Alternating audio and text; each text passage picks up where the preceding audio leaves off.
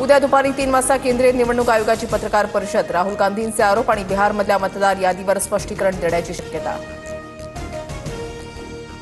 मुंबईच्या मानखुर्दमध्ये एका गोविंदाचा मृत्यू। दहीहंडीचा दोर बांधताना खाली पडून दुर्घटना। तर आतापर्यंत 75 गोविंद जखमी असल्याची माहिती। 32 जणांवर उपचार सुरू, उर्वरित 43 जणांना डिस्चार्ज। मुंबईसह महाराष्ट्रामध्ये दहीहंडीची धूम। पहिल्या 10 थरांचा विश्वविक्रम मोडत कोकण नगर गोविंदा पथकाला 25 लाखांचं बक्षीस।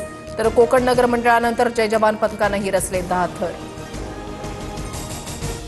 बायको नांद्याला येत नसल्यानं बापानं 4 मुलांसह जीवन संपवलं। मुलांना विहिरीमध्ये ढकलून बापाची आत्महत्या। अहिल्यानगरच्या राहाता तालुक्यामधील धक्कादायक घटना। तिघांचे मृतदेह बाहेर काढले, दोघांचा शोध सुरू।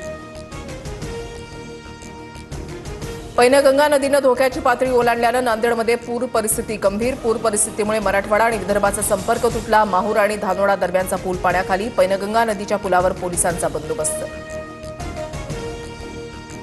मुसळधार पावसामुळे यवतमाळच्या पैनगंगा नदी काठावरील गावांना सतर्कतेचा इशारा। ढाणकी बिटरगाव रस्त्यावरील पुलावरून पाणी वाहत असल्यानं 22 गावांचा संपर्क तुटला। पुराचं पाणी घरात शिरून मोठं नुकसान, शेती पिकंही जमीनदोस्त। कृषी मंत्री दत्तात्रय भरणे शेतकऱ्यांच्या बांधावर। धाराशिवमधील नुकसानग्रस्त भागाचा कृषी मंत्र्यांकडून आढावा।